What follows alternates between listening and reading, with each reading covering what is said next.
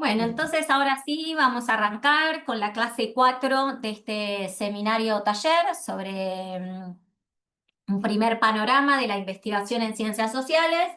Como ya saben, en las dos últimas clases estuvieron trabajando con el diseño metodológico cuantitativo y hoy vamos a arrancar a ver el diseño metodológico cualitativo, ¿sí? Por eso le pusimos fundamentos y técnicas del método o de la metodología cualitativa. Bueno, cuando definimos a la investigación cualitativa, a diferencia de lo que vieron en la cuantitativa, en este caso la introducimos, la situamos dentro de lo que se conoce como la tradición comprensiva e interpretativa en las ciencias sociales. Como vieron con Walter, lo cuanti se inscribe en una tradición explicativa, ¿sí? Y positivista, que está orientada a medir de manera cuantitativa y establecer relaciones causales entre las variables con el fin de explicar estos fenómenos. En cambio, la investigación cualitativa no busca cuantificar o explicar causalmente. No quiere decir que no vaya a explicar, pero no lo hace en estos términos, ¿sí? Su objetivo es comprender justamente y por eso es fundamental poder reconstruir, interpretar la perspectiva de los mismos sujetos que forman parte de esa realidad o de ese fenómeno que yo estoy estudiando, ¿sí? Si lo decimos de otra forma, podemos decir que la investigación cualitativa se centra en interpretar la realidad social desde los significados que los propios actores sociales le atribuyen a sus acciones, a los demás y al contexto en el cual desenvuelven o se desenvuelven esas acciones, ¿sí? ¿Hasta acá vamos? ¿Eso se entiende la diferencia? Sí, Sí, ¿Sí? sí. Sí, sí, perfecto. Entonces, si lo que nos va a interesar es comprender, acceder a estos significados, a estos sentidos que los actores le otorgamos a nuestras acciones y a las cosas que nos rodean, podemos decir que el objeto de estudio no son los hechos en sí mismos, sino que son justamente los sentidos y las significaciones que las personas construimos en la interacción social, ¿sí? En la primera clase habíamos charlado, no sé si se acuerdan, del sentido común y cómo todas las Mm. personas tenemos cierto conocimiento del mundo en el cual vivimos, que es un saber cotidiano, es un saber práctico, que no está verificado, que lo aprendemos desde que venimos a este mundo y que nos permite orientarnos en nuestra vida cotidiana, ¿sí? Aunque muchas veces está cargado de prejuicios y de estereotipos. Desde la perspectiva cualitativa, entonces, nuestro desafío va a ser analizar un mundo que ya está interpretado por estos actores sociales, reconstruyendo cómo estas personas significan lo que hacen, lo que ven y lo que viven, ¿sí?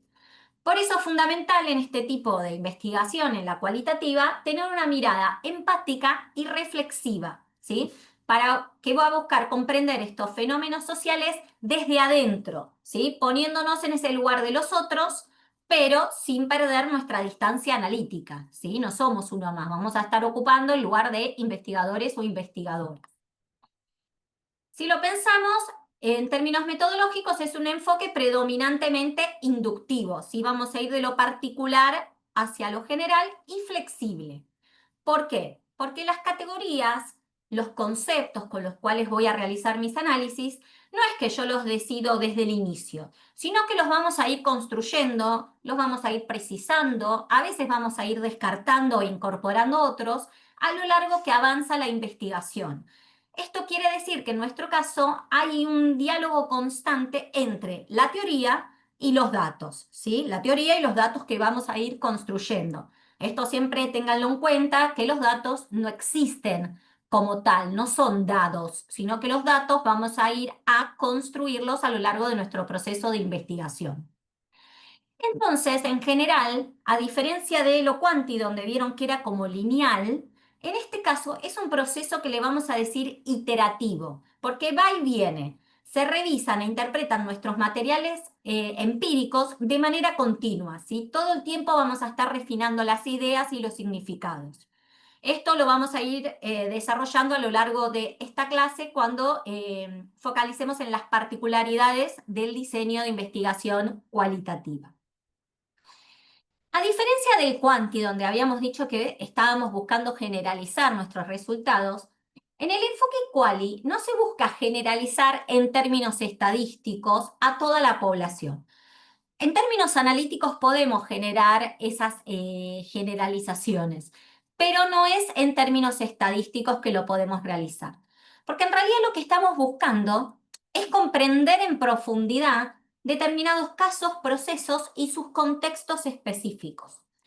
Por eso es que vamos a decir que este conocimiento que producimos a partir de un diseño quali es contextual, está situado y es relacional.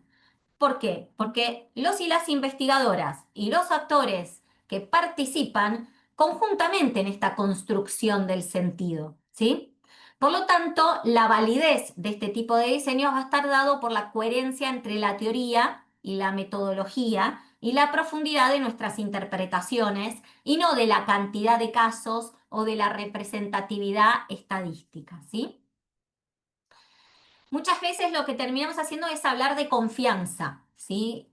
La credibilidad, la transferibilidad, la reflexividad, que la vamos a ver más adelante, son criterios que son centrales para poder evaluar la calidad de una investigación cualitativa. Tiene que ver con poder decir cuáles son los límites de nuestro estudio, cuáles pueden ser los posibles sesgos, qué nos quedó por fuera, poder dar cuenta cuando elaboramos nuestros informes de cuáles fueron las decisiones teóricas y metodológicas que tuvimos que ir tomando a lo largo de todo el proceso de investigación y por qué las tomamos.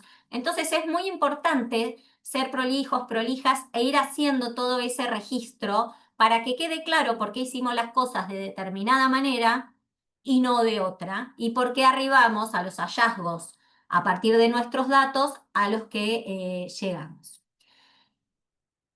Muchas veces para garantizar entonces que estas investigaciones son válidas, que podemos tener confianza en eso que produjimos, implementamos diferentes estrategias. Por ejemplo, la triangulación de fuentes y técnicas, es decir, usamos más de una fuente de información y utilizamos más de una técnica para poder ir a recolectar los datos que necesitamos, ¿sí?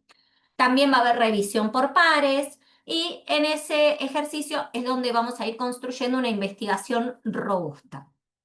Y como les decía antes, en todo informe, en todo artículo científico, documento, en la misma tesis que hagamos, vamos a dar siempre cuenta en un apartado de cuál es la estrategia metodológica que llevamos adelante para poder recolectar y analizar los datos de nuestra investigación.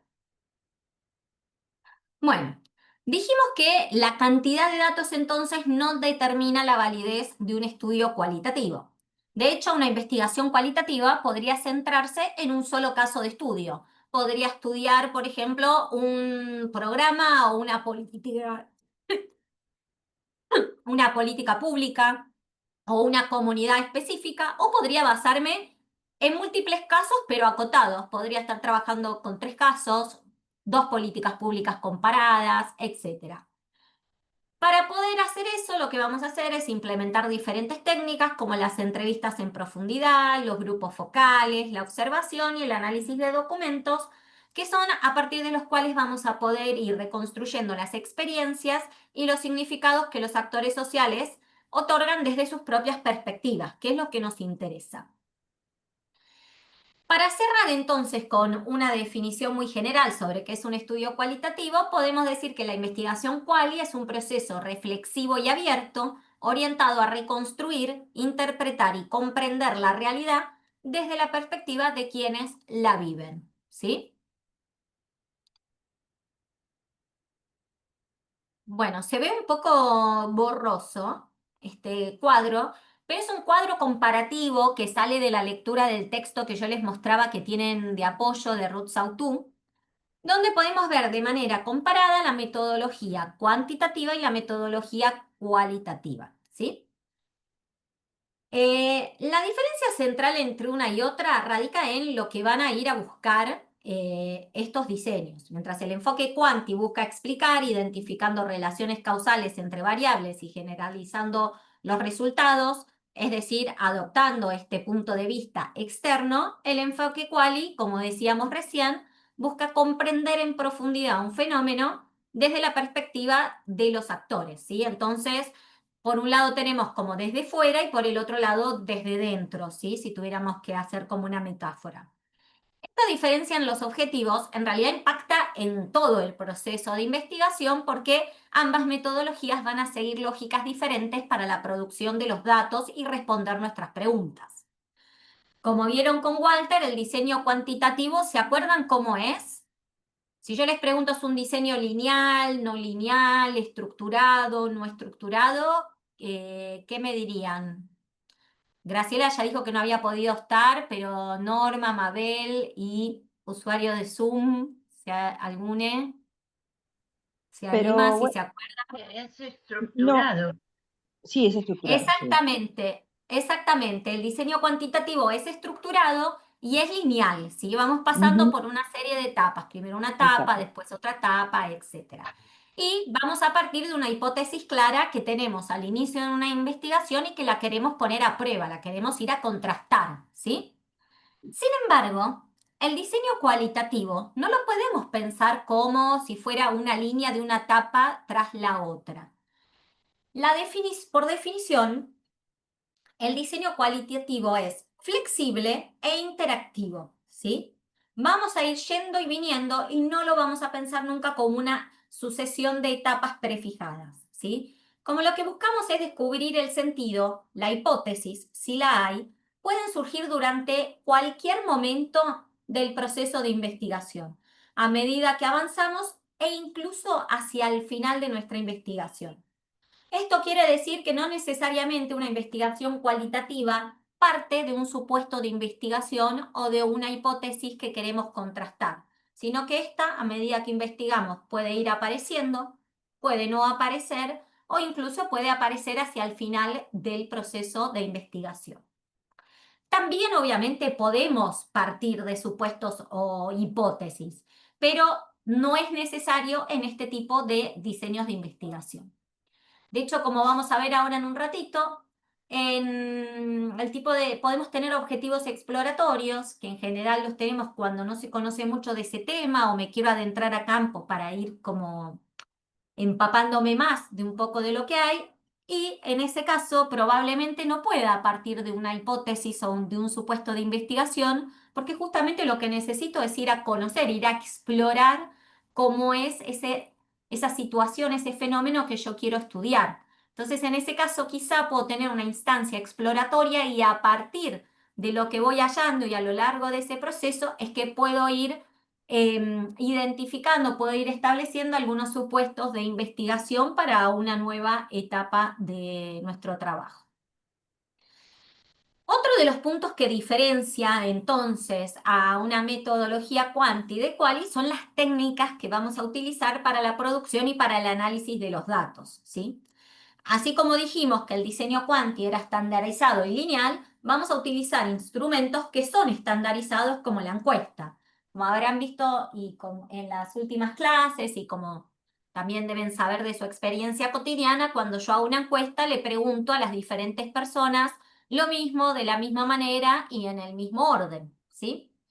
Sin embargo, en la investigación cualitativa, las técnicas que utilizamos son abiertas, es decir, no son estructuradas o son semiestructuradas, ¿sí? Pero no va a haber una especie de cuestionario donde yo le voy a hacer las mismas preguntas de la misma forma con casilleros para quiquear a las personas.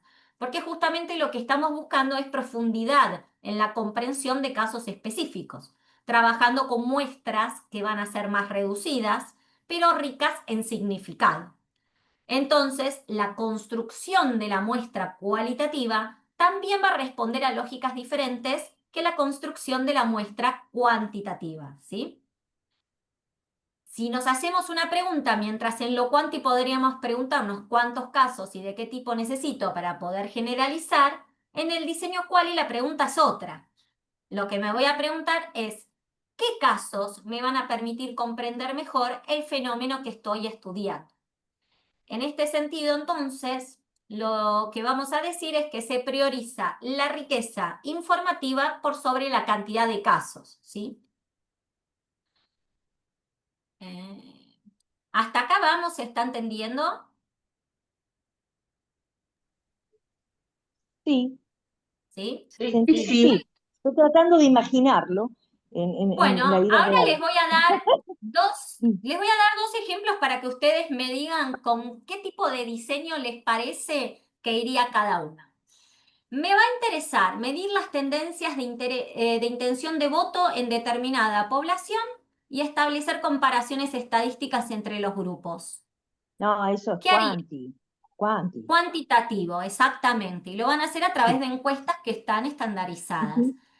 Y si yo digo que me interesa explorar los motivos, significados y percepciones que subyacen a esas decisiones de voto. Cualitativo. Exactamente, cualitativo, y podría ser entrevistas, grupos focales para poder identificar esos significados, esos motivos que las personas le dan a esas decisiones de voto donde antes las medí de manera cuantitativa, ¿sí?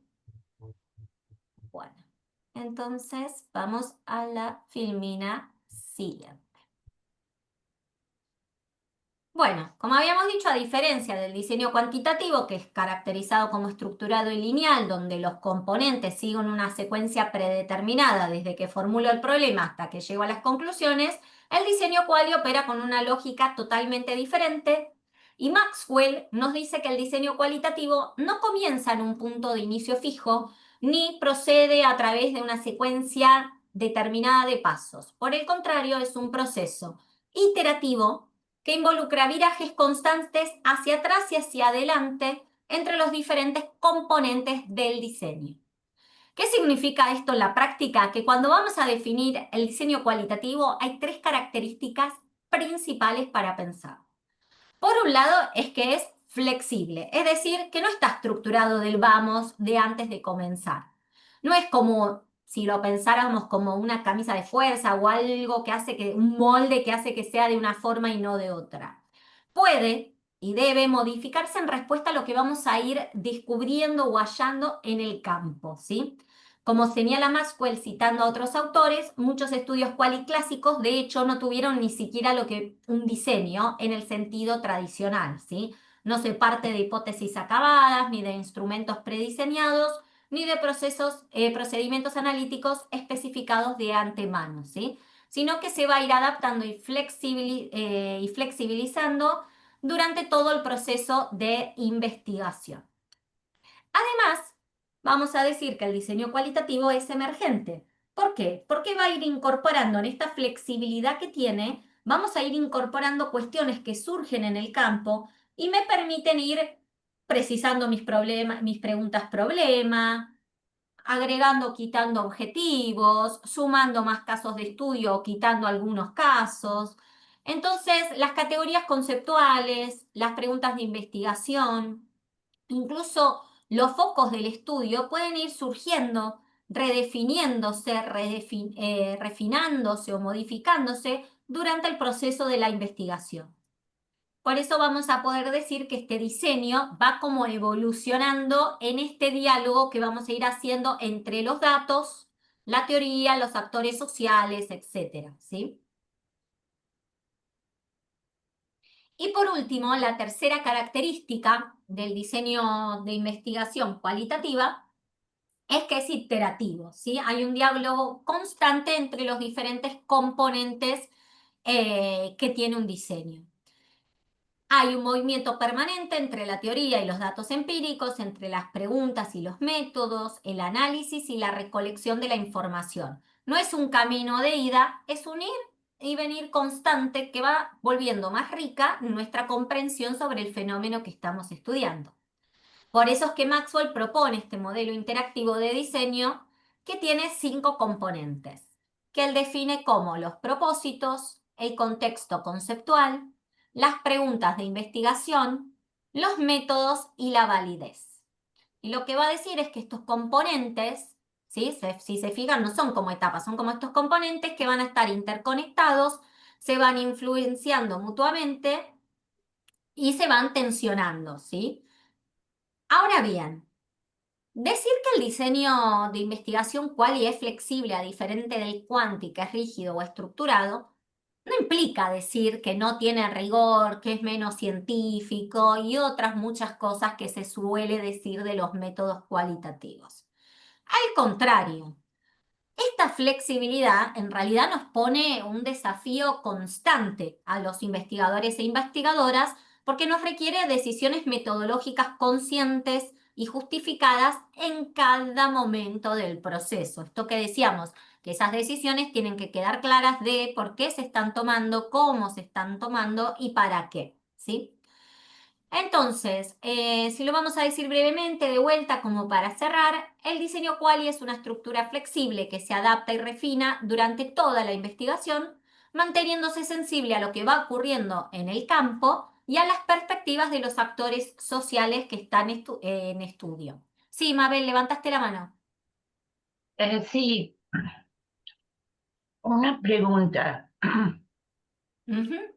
¿Hasta qué punto yo puedo prescindir de mi interpretación en, cuando estoy analizando cualitativamente? ¿Hasta qué punto Eh, puedo salir de la verdad y lo que yo interpreto?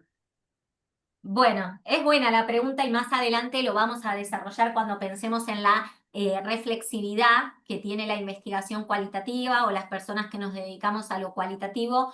Es imposible, porque en lo cualitativo siempre va a estar implicado el investigador o la investigadora, sus marcos, sus contextos, eh, absolutamente todo. Por eso es tan importante dar cuenta de todo y de cómo lo estamos utilizando porque está implicado y porque además vamos a tener también nosotros y nosotras mismas un impacto en el campo cuando vayamos a construir esos datos.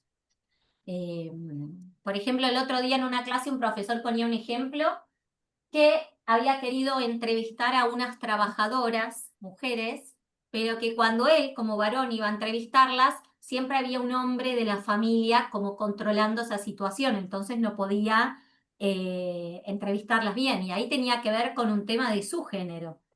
En cambio, cuando la entrevistadora fue una mujer, los varones no estaban controlando la situación para ver qué es lo que decía la mujer o no decía. Entonces, todas esas cuestiones las tenemos que tener en cuenta. ¿Sí? Gracias. ¿Se entendió? ¿Te respondí la pregunta o no? Sí, sí, sí, gracias. Bueno, es el diseño cualitativo que propone Maxwell, que decíamos que tenía 5 componentes. Y como ven en el centro, como uniendo como si fueran dos triángulos que se forman, ¿se ve el mouse si yo lo pongo acá arriba o no? A ver. Ahí lo ven al mouse, ¿sí, no? Sí, ahora sí. Sí. ¿Ven que Ahí acá se sí, formaría un sí. primer triángulo entre objetivos, marco conceptual y preguntas de investigación? Y si voy para acá se me va a formar otro triángulo entre las preguntas de investigación, la metodología y la validez o confiabilidad, ¿sí? Y como ven, Maxwell propone que todo está relacionado con todo, ¿sí? Entonces, los propósitos. Cuando hablamos de los propósitos nos referimos a ¿para qué hacemos este estudio? ¿Para qué estamos haciendo esta investigación? ¿Cuáles son nuestras metas? ¿Sí? ¿Qué valor tiene esta investigación? Es el para qué que va a orientar todo nuestro proceso de investigación. El marco o el contexto conceptual va a ser esta mirada que guía, ¿sí? Va a ser esto que nos guía nuestra mirada. ¿Qué teorías, qué conceptos, qué otras investigaciones previas nos están ayudando a comprender este fenómeno que estamos estudiando?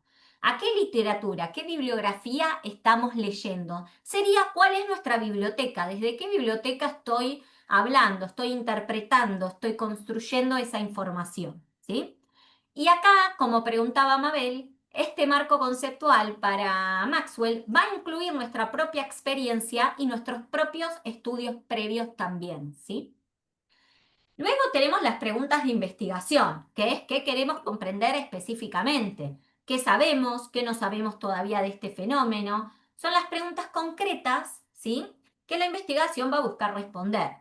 Y como vimos en el enfoque Qualis, son abiertas, flexibles y susceptibles de reformulación a lo largo del proceso de investigación, ¿sí? En este diálogo que hay entre que hago trabajo de campo y analizo, porque hacer trabajo de campo y analizar son actividades simultáneas en el diseño cualitativo. No es que hago todo mi trabajo de campo y después, una vez que tengo todo, digo, ahora sí terminó esta etapa y me pongo a analizar, sino que son instancias simultáneas que se van retroalimentando. Entonces, a medida que yo recolecto información, la voy procesando, la voy analizando, lo que va emergiendo me va a permitir volver para atrás y, por ejemplo, replantearme alguna de las preguntas, ¿sí? Refinarlas, precisarlas, descartar algunas otras. Quizá en ese proceso, como decíamos antes, pueda surgir o pueda identificar alguna hipótesis de trabajo. Entonces, como ven, podemos volver para atrás para modificar algunas cuestiones que teníamos y continuar, ¿sí?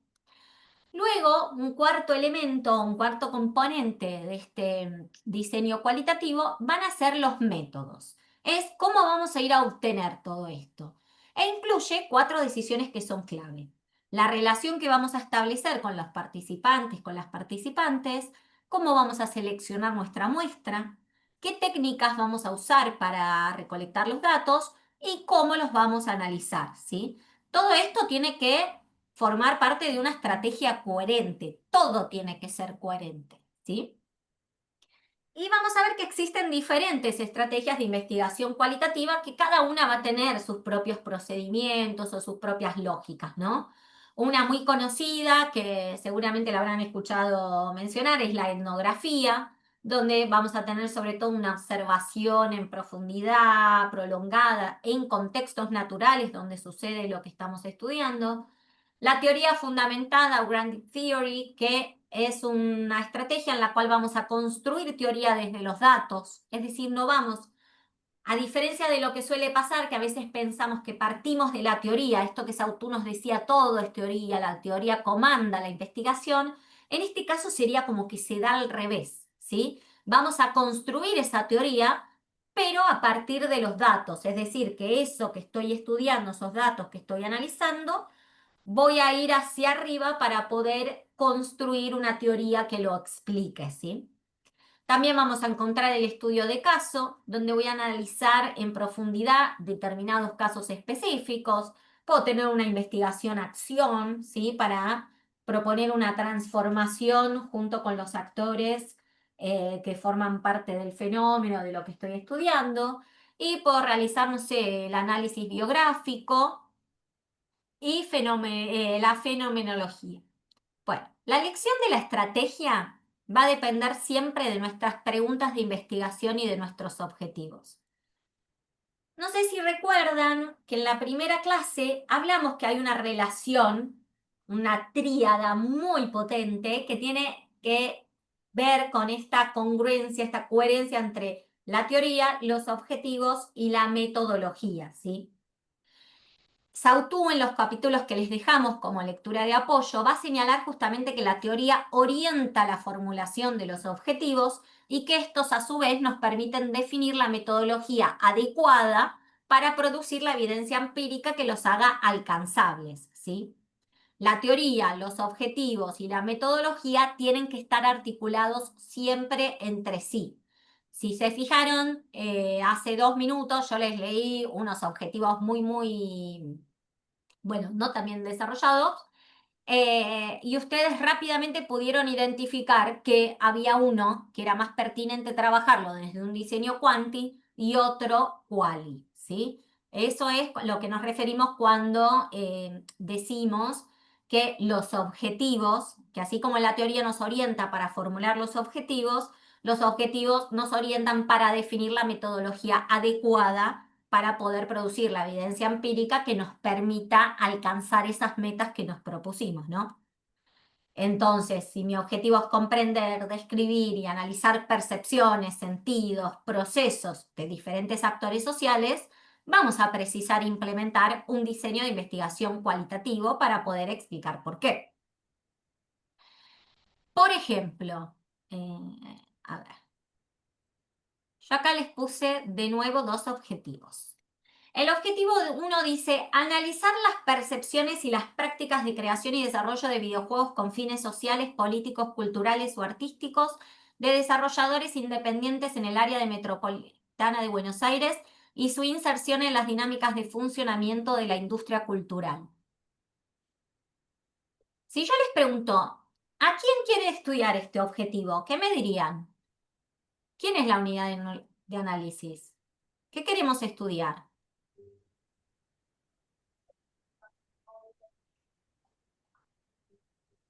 Ay,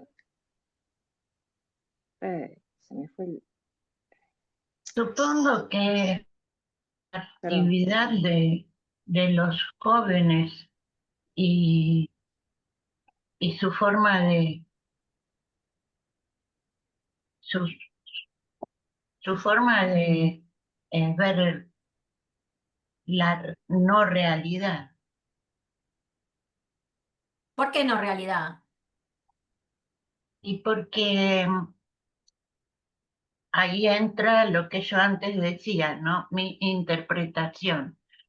Sí, Porque eh, veo que en los juegos, en esa cosa tan inmediata de tocar botones, se mezcla con la vida misma y te impide desarrollar o observar otras cosas.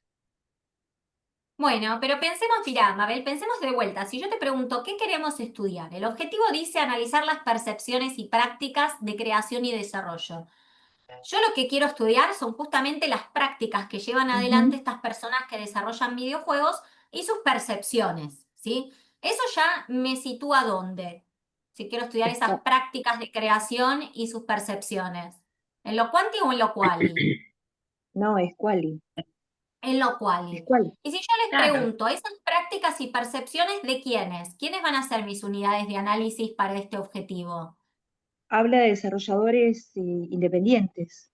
Exactamente, no van a ser los videojuegos, van a ser Mm, los y las desarrolladores independientes de videojuegos en el área metropolitana de Buenos Aires. ajá. Entonces, en este caso, lo más pertinente sería este estudio quali que me permita indagar y reconstruir los significados que le dan a sus prácticas, sus percepciones sobre la industria de videojuegos, sobre el rol del Estado, la sindicalización o no del sector, etcétera. ¿Sí? Eso lo voy a ir detallando con objetivos específicos que quedan comprendidos en este general. Vamos a pensar en el número 2, que dice, así se llama. analizar las formas y la frecuencia de la violencia en línea contra mujeres y diversidades que participaron en la política durante las elecciones legislativas argentinas de 2021, así como las percepciones y experiencias de las candidatas frente a esas agresiones y sus posibles efectos en sus trayectorias políticas. ¿Qué me dirían de este objetivo? Parece mixto, porque fíjate que habla de frecuencia, vos puedes medir con cuanti, y abajo te está hablando de vivencias de las personas, ¿no? Entonces podrías pensar en cuál, y no sé si se puede hacer mitad y mitad, pero sí. Exactamente, esa era la idea con este objetivo. El objetivo me puesto así, en realidad, lo que más me conviene es no apostar por lo quali ni apostar por lo quanti, sino por una triangulación entre métodos, ¿sí? Ujú. Utilizar ambos métodos para poder alcanzar mi objetivo, porque como bien decís, si yo voy a analizar las formas y la frecuencia de la violencia, lo podría hacer a partir de técnicas cuantitativas que me Ujú. permiten ver cuántas veces son agredidas en las plataformas, ver los tipos de violencia en las que son víctimas, pero si después quiero conocer las percepciones y las experiencias de las candidatas con respecto a cómo impactan esas agresiones en sus trayectorias políticas o políticas y personales, lo más adecuado sería implementar algunas técnicas cualitativas. Entonces, en ese caso, lo que vamos a estar hablando, como bien dijiste, es de un diseño mixto o de triangulación donde los datos cuantitativos describen la magnitud del fenómeno, ¿sí? El conteo de menciones o de los comentarios violentos en redes sociales, su clasificación por tipo de agresión, pero también lo cualitativo para profundizar en su significado, ¿sí? Para poder comprender cómo las candidatas viven, interpretan y afrontan esa violencia en la que son víctimas en las plataformas digitales, por ejemplo, ¿sí? Y volvemos un minuto porque nos quedaba el quinto componente que tiene que ver con la validez, ¿sí? Cuando hablamos de validez, entonces en lo quali, la pregunta que nos tenemos que hacer es ¿cómo podríamos equivocarnos? ¿Qué explicaciones alternativas podrían existir a esto que Mabel decía? Bueno, pero mi interpretación tiene una cuota de subjetividad, de la biblioteca con la que yo vengo. Bueno, ¿hay otra forma de explicar esto? Yo lo estoy interpretando así, pero ¿podría ser de otra forma? ¿Por qué deberían confiar quienes me leen en mis resultados? Entonces tiene que haber una reflexión crítica sobre las posibles amenazas a esa credibilidad de mi estudio, ¿sí? Tengo que demostrar que mis interpretaciones son consistentes, que dicho mal y pronto no estoy chamullando cualquier cosa, ¿sí? Sino que estoy haciendo interpretaciones consistentes, válidas, y para ello es muy importante anticipar los posibles sesgos, reconocer las limitaciones que tiene mi estudio, fortalecer la coherencia entre los datos, las categorías de análisis y las conclusiones que estoy sacando, etcétera. Entonces, como habíamos dicho antes, para ir cerrando con estas características del diseño cualitativo, es que estos componentes no siguen una secuencia lineal. No vamos a ir del componente 1 al 5 y con eso decimos, bueno, terminamos nuestra investigación, pasamos, hicimos el 1, el 2, el 3, el 4 y el 5. Por el contrario, y como lo muestra el gráfico, lo tenemos que pensar como una totalidad integrada e interactuante, ¿sí? Ven que todas las flechas van y vienen, ¿sí? Cada componente está estrechamente ligado a varios otros y se influencian mutuamente, ¿sí? Maxwell, de hecho, como yo les decía antes, que les marcaba para que vean que hay un triángulo superior y un triángulo inferior, nos muestra que estos dos triángulos quedan conectados por las preguntas de investigación que están en el centro. Entonces, en este modelo interactivo, iterativo, en este diseño flexible de lo cualitativo, las preguntas de investigación son fundamentales, ¿sí? En el triángulo de arriba, de objetivos, marco conceptual y preguntas, es una unidad coherente. Las preguntas tienen que conectarse con los propósitos del estudio. No puedo tener unas preguntas de investigación y objetivos que no tienen nada que ver. Y también tiene que estar articulado con lo que sabemos teóricamente sobre ese tema, ¿sí? Por eso hay un diálogo constante en estos tres puntos. En el triángulo inferior tenemos las preguntas de investigación, la metodología, la validez y la credibilidad, que también es un triángulo integrado donde los métodos que elegimos tienen que permitirnos responder a nuestras preguntas y anticipar las posibles amenazas a la validez de mi estudio, ¿sí? Y a su vez las preguntas tienen que formularse considerando la viabilidad de los métodos y la seriedad de estas amenazas. Entonces, las preguntas de investigación son este eje central que conecta ambos triángulos, uniendo ¿qué cosa? Si lo ven así, ¿qué termina uniendo las preguntas de investigación? ¿Qué se une? Bueno, todo. Se Pero une todo, es un pero si todo, lo tenemos sí, que pero, pensar como, sí, sí, es un todo ah, integrado. Pero en la parte de arriba que tenemos objetivos y sí, marco conceptual, ¿qué podríamos pensar si yo digo, las preguntas de investigación conéctanlo con, es que, sí, Lo espera, cualitativo los, con lo cuantitativo. no, acá estamos en un no, diseño no, quali. Lo que quiero ujú. decir es que nos unen lo conceptual Claro, con lo la teoría, metodológico. exacto, fíjate cómo se Es, cruzan, ahí están. exactamente, es como que A lo que ver, nos ¿cómo, está cómo? La teoría lo, con... con lo metodológico. Fíjate Con la que Ah, acá, metodología. claro, por acá ese tenemos el diálogo del que vos hablabas, claro. exactamente, entonces acá arriba vamos a tener esto de que se acuerdan que desde el marco conceptual vamos a poder Ujú. definir los objetivos y a través de las preguntas de investigación nos quedamos acá en la parte de la metodología. ¿Sí? Ujú, ujú. Entonces, lo importante también es ver cómo estos elementos, uy, me quedó pintado ahí está, de cómo estos elementos se van tensionando mutuamente y que si modifico mis preguntas, entonces también quizás tengo que ajustar otras partes de este diseño.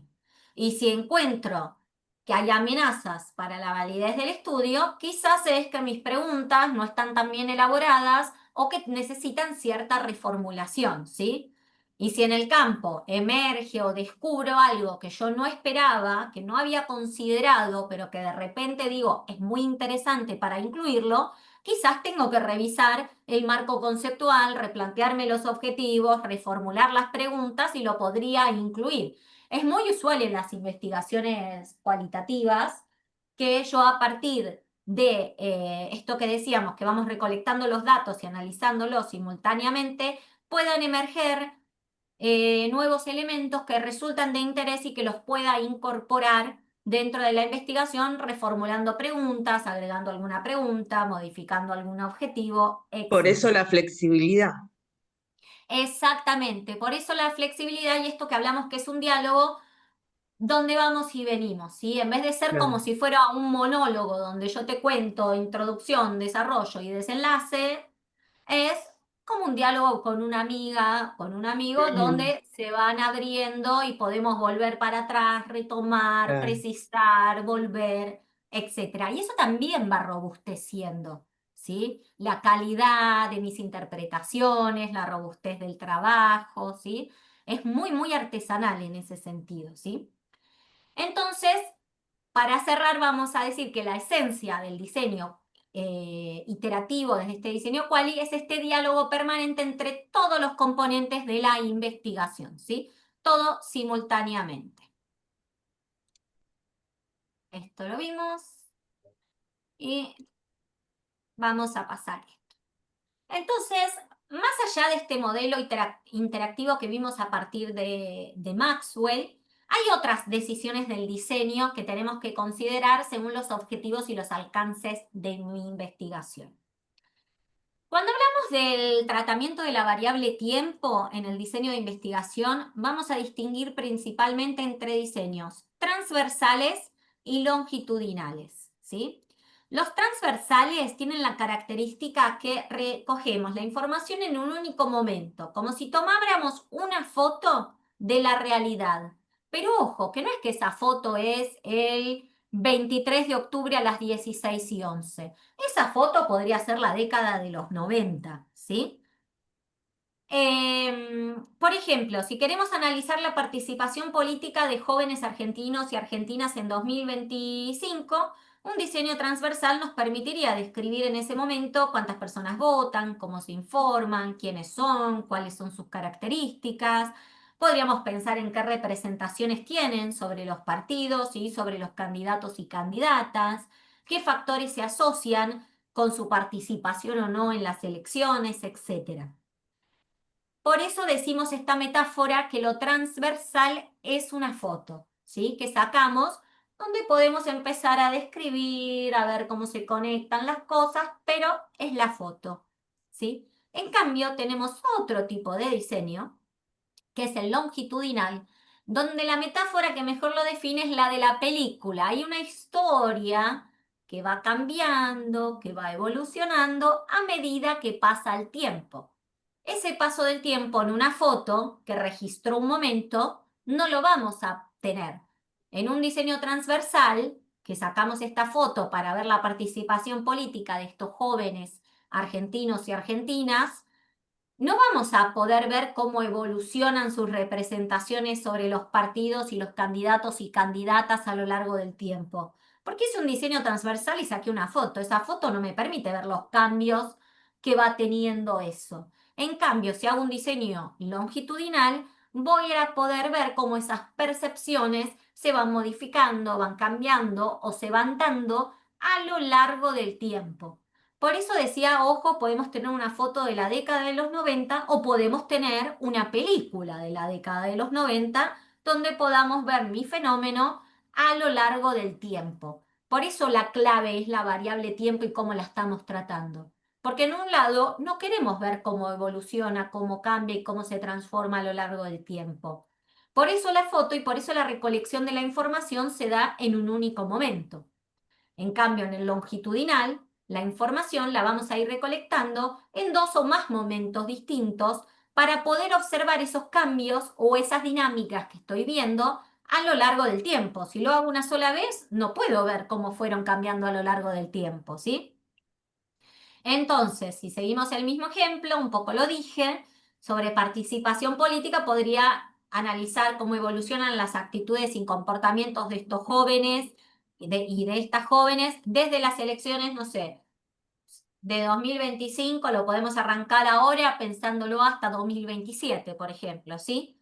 Una foto es la imagen estática, en cambio, el diseño longitudinal es una película donde el tiempo va transcurriendo y lo que estudiamos puede ir evolucionando, cambiando, vamos viendo esta dinámica, ¿sí?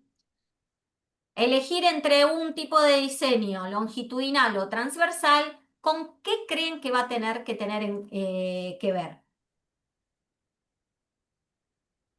Eh, a ver si entendí, la variable tiempo hablaste hoy, Sí, puntual. sí. ¿Y a partir de dónde voy a decidir que quiero hacer un diseño longitudinal o transversal? ¿Dónde voy a encontrar una pista? Según el fenómeno que quieras analizar, pero Bueno, ¿y eso dónde va a quedar reflejado? ¿En mis qué? Objetivos. en la estructura, en el objetivo Excelente, inicial, claro, exactamente. Si yo claro. quiero analizar las representaciones que tienen los y las jóvenes de los partidos y los candidatos y las candidatas que se presentan para diputados y diputadas ahora es una cosa. Si quiero analizar la evolución, el cambio en esas representaciones, bueno, ahí voy a estar diciendo, voy a necesitar un enfoque longitudinal para poder ir dando cuenta de esa película y esas transformaciones, ¿sí? Ahora, además de que eso va a estar dado por los objetivos de investigación, quien escribe los objetivos de investigación somos nosotros y nosotras mismas. Y cuando investigamos, como bien sabrán, como en la vida, tenemos recursos limitados. Hay que tener en cuenta que los estudios longitudinales implican un mayor de coste y de complejidad, tanto en la recolección como en el análisis de los datos, sobre todo si nuestra muestra es muy grande o está geográficamente dispersa, ¿sí? Entonces vamos a necesitar más recursos porque vamos a tener que sostener la investigación a lo largo del tiempo, hacer diferentes entradas en el campo, ir contrastando lo que va sucediendo a medida que entro en el campo y todo eso tiene un costo que yo tengo que evaluar si es posible llevar adelante un diseño longitudinal o no tengo los recursos para poder hacerlo, ¿sí? Después, otras consideraciones que tengo que tener sobre el diseño tiene que ver con el alcance, ¿sí? Tienen que ver con el tipo de objetivos que tenemos. Algo de esto yo mencioné al principio. Hay objetivos de tipo exploratorios, que es cuando un tema está poco estudiado o sobre el cual tenemos como escaso conocimiento previo. Y este objetivo nos va a permitir familiarizarnos con el fenómeno de estudio, identificar cuáles son las dimensiones más relevantes, poder generar hipótesis preliminares, como decíamos. Otro tipo de diseño va a ser el descriptivo. Si se fijan, es como que vamos subiendo de alcance, ¿no? En el descriptivo vamos a buscar caracterizar y describir en profundidad un fenómeno. Va a responder a preguntas de cómo es, quiénes están involucrados, qué características tiene, etcétera. Por ejemplo, podría ser describir prácticas de cuidados en familias monoparentales, etcétera. Explicativos, donde vamos a buscar comprender por qué ocurre algo, reconstruir sus causas, sus razones, explicar un fenómeno. Y acá lo vuelvo a aclarar porque es importante que, aunque tradicionalmente, y así lo definimos cuando hablamos que lo quanti busca explicar y lo quali busca la comprensión, en realidad ambos enfoques pueden tener un alcance explicativo, ¿sí? La diferencia está en cómo es esa explicación. En lo quanti la explicación va a estar dada por la búsqueda de relaciones causales entre variables mediante la correlación estadística, mientras que en lo quali vamos a explicar reconstruyendo los sentidos, las motivaciones que surgen de la perspectiva de los actores, ¿sí? Explicar por qué, no sé, algunos programas pueden ser más populares que otros, por ejemplo, desde las razones que dan las propias personas que participan de esos programas, ¿sí? Después hay otros tipos de diseños que pueden ser predictivos para anticipar comportamientos, tendencias, resultados a futuro, o evaluativos Por ejemplo, si quiero evaluar el impacto o el funcionamiento de una política pública, voy a desarrollar un objetivo evaluativo, ¿sí? Un programa de inclusión digital, por ejemplo, si quiero saber si alcanzó los objetivos de este programa de inclusión digital desde la perspectiva de los docentes y estudiantes que participaron de su implementación. Podría haber sido hasta de su prueba piloto, ¿sí? Lo que es importante es señalar que estos alcances no son excluyentes. Yo puedo tener un estudio que busque, que comience teniendo un fin exploratorio y que luego, a medida que voy avanzando, voy generando este conocimiento, lo puedo profundizar hacia un estudio más descriptivo, por ejemplo, ¿sí? ¿Se entiende? ¿Se entendió?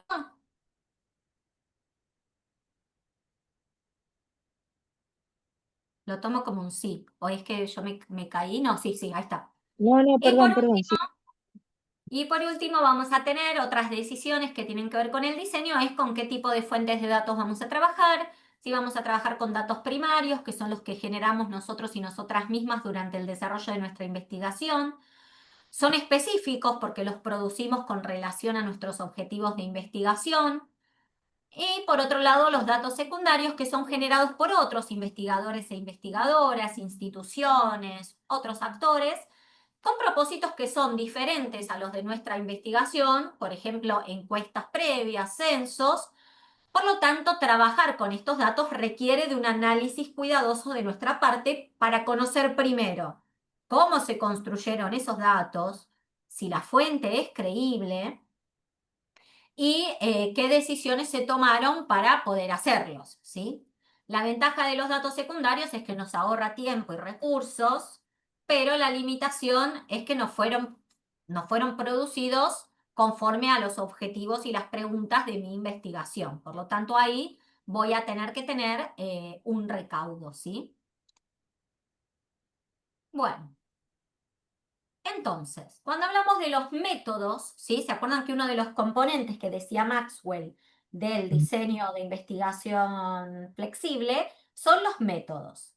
En realidad estamos tomando 3 decisiones con relación a los métodos. La primera es qué estrategia metodológica voy a utilizar, qué enfoque vamos a adoptar, vamos a hacer una etnografía, un estudio de caso, vamos a trabajar con el método de la comparación constante, que es el de la teoría fundamentada, ¿sí? También vamos a tener que decidir con qué técnicas vamos a ir a recolectar esos datos. Los vamos a ir a recolectar a través de entrevistas, de observaciones, de grupos focales. Vamos a analizar documentos, podrían ser películas, podrían ser canciones. Y por último, una estrategia de muestreo, que muestreo lo vamos a dejar para la semana que viene, que tenemos que saber a quiénes vamos a estudiar, de qué grupos provienen las personas o lo que vamos a estudiar, qué casos, qué situaciones, qué contextos vamos a seleccionar y, fundamentalmente, cuáles van a ser los criterios a partir de los cuales vamos a incluir o a excluir, ¿sí? A ese quién o qué vamos a estudiar.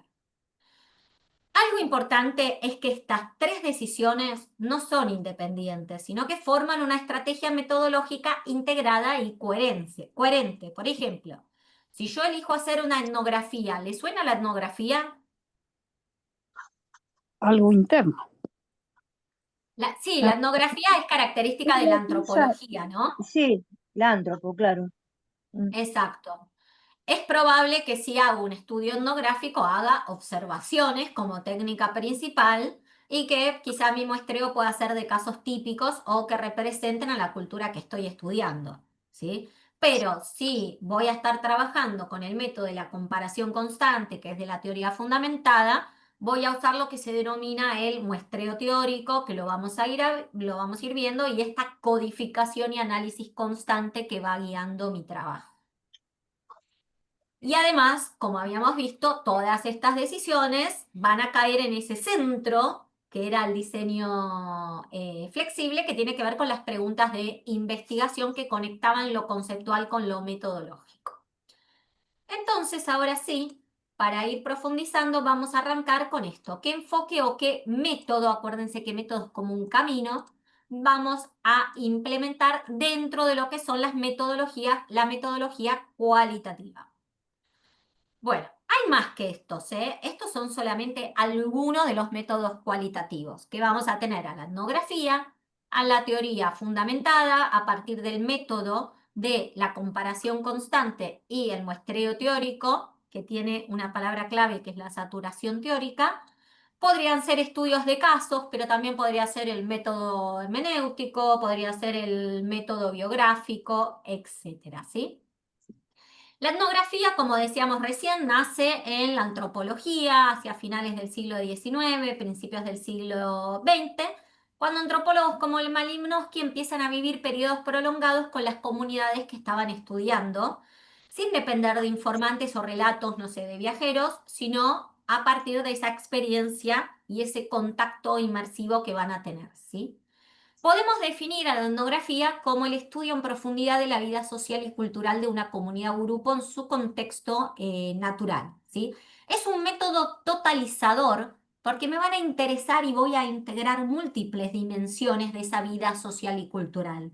La historia de esa comunidad, la economía, las relaciones sociales que se establecen entre sus miembros, las creencias que tienen. Y toda esta integración, tener en cuenta todas esas dimensiones, es lo que me va a permitir comprender a esa cultura como una unidad, ¿sí?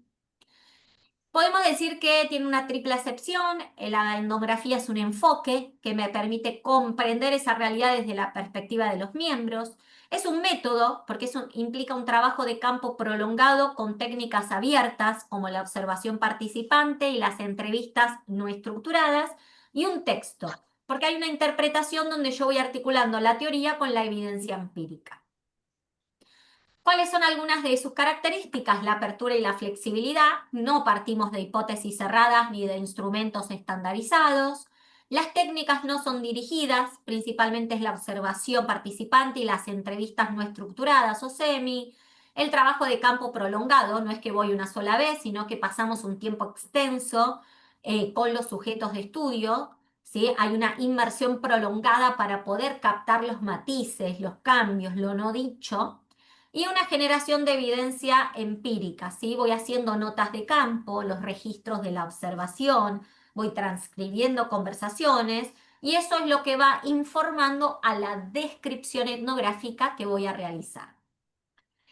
Pero la etnografía no solo la podemos utilizar para, como decíamos, como Malinowski, para estudiar a una comunidad en particular e ir a meternos en un territorio determinado. Hoy día también hablamos, sobre todo a partir de INE, de Christine INE, de la etnografía virtual. Sí. Ah, no, se abrió un micrófono, pensé que me hacían una pregunta. La etnografía virtual nos permite estudiar la cultura y las interacciones sociales que se desarrollan en y a través de Internet, ¿sí? Reconoce que Internet no es solamente un objeto de estudio, sino también un lugar donde se pueden llevar a cabo las investigaciones. Entonces, en vez de centrarnos en un lugar físico, nos enfocamos en las conexiones, en los flujos, en las relaciones que se forman en el espacio en línea, en este espacio virtual, aceptando que el campo puede ser situado o definido por la conectividad. Entonces va a haber también una inmersión personal del investigador o de la investigadora en esas interacciones que están mediadas por la tecnología, utilizando las mismas herramientas que los participantes, ¿sí? Es una aproximación flexible y parcial que busca comprender cómo los usuarios y las usuarias construyen significado, gestionan sus identidades y negocian aspectos como el tiempo y el espacio dentro de los contextos virtuales. La teoría fundamentada o la Grounded Theory fue desarrollada por Gleiser y Strauss en los años 60, el texto conocido creo que es del año 68. Y esto ya lo había dicho antes, que a diferencia de los otros enfoques, acá no partimos de una teoría existente para luego contrastarla con los datos, sino que invertimos esta lógica. Vamos a buscar desarrollar esa teoría a partir de los datos, ¿sí? La teoría enraizada en los datos. Entonces, este es un método para producir teorías, para producir hipótesis, para producir estas proposiciones partiendo de lo que hay, de lo que aparece, de lo que encontramos en el campo y no de supuestos a priori. En general, casi todos, casi todas, partimos de una teoría, ¿sí? Armamos nuestros marcos teóricos a partir de los cuales vamos a ir a mirar como con esos lentes conceptuales la realidad. Acá no. Es a partir de lo que estudiamos en el campo que luego vamos a ir a producir esta teoría. Por eso es muy complicado este método y nos lleva muchos años de trabajo. ¿Cómo funciona en la práctica? A partir del método de la comparación constante, el investigador o la investigadora recoge información, la codifica, la analiza de manera simultánea para poder ir generando esta teoría. No hay un proceso donde primero recolecto todo y después analizo todo, sino tenemos este ir y venir permanente. Y segundo, el muestreo teórico, ¿sí? Que en la teoría fundamentada no decidimos de antemano, no sé, imagínense que vamos a ir a hacer entrevistas. No decidimos a cuántas personas vamos a ir a identificar, a entrevistar, sino que vamos a ir seleccionando casos conforme el potencial que tengan para refinar o expandir los conceptos o las teorías que estamos desarrollando, ¿sí? Vamos a agregar casos nuevos, voy a seguir entrevistando hasta que lleguemos a lo que se llama saturación teórica. ¿Qué quiere decir la saturación teórica? Que por más que yo vaya incorporando más casos, ¿sí? Siga haciendo entrevistas, incluso cambiando un poco el perfil de las personas a las que entrevisto, no tengo información nueva. Todo se empieza a repetir. No solo se empiezan a repetir las categorías, las dimensiones y las propiedades que yo ya tengo, sino que además no aparece nada nuevo que yo diga, bueno, hay más de lo mismo, pero aparece esto nuevo, entonces vuelvo para atrás, lo puedo recuperar. No, no. Ahí es donde decimos que están las categorías saturadas y en ese momento es donde cerramos nuestra muestra, ¿sí? Entonces la muestra no está cerrada, la muestra la vamos construyendo a medida que vamos investigando y el número total de entrevistas, por poner un ejemplo, va a estar dado por el criterio de la saturación teórica. Ahí es donde vamos a saber cuál es el tamaño final de nuestra muestra.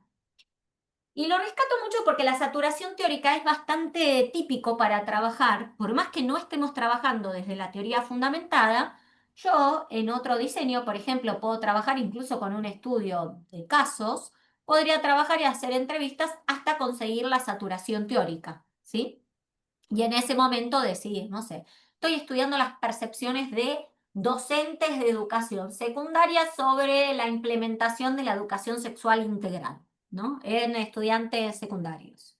Bueno, puedo tener una intuición de cuántos o cuántas, alguna proporción, puedo marcar los perfiles, pero en realidad la muestra de profes que voy a ir a entrevistar, puedo decir que va a estar dada por la saturación teórica. Es decir, que cuando nada nuevo surge a partir de hacerle entrevistas a más profesores y profesoras, quiere decir que ahí cierro campo, cierro la muestra y ya continúo solamente con el análisis, ¿sí? ¿Se entendió esto? Sí, sí, sí. ¿Sí?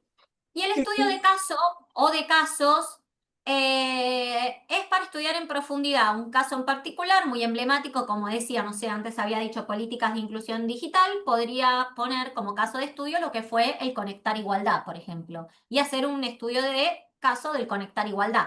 O podría hacer un estudio de casos y tomar el Conectar Igualdad para Nación, el Plan Sarmiento, creo que es el de la Ciudad Autónoma de Buenos Aires, y buscar algún otro programa más y después comparar el funcionamiento entre esos tres casos que serían emblemáticos, si se quiere, o comparar el Conectar Igualdad de Argentina con el programa que hubo en Uruguay, por ejemplo, ¿no? El Ceibal era, sí. El Plan Ceibal, exactamente. Sí, sí. Entonces, el objetivo nunca va a ser igual estudiar muchísimos casos, sino que es entender o comprender en manera profunda uno o unos pocos casos, ¿no? Para poder captar toda la complejidad y todos los matices que tiene esto. Bueno, ¿qué hora es? Son y 33. Tenemos. Entonces, los estudios de caso, podemos preguntarnos, ¿podemos generalizar? Antes, como yo les había dicho, habíamos dicho que generalizar en términos estadísticos, por supuesto que no.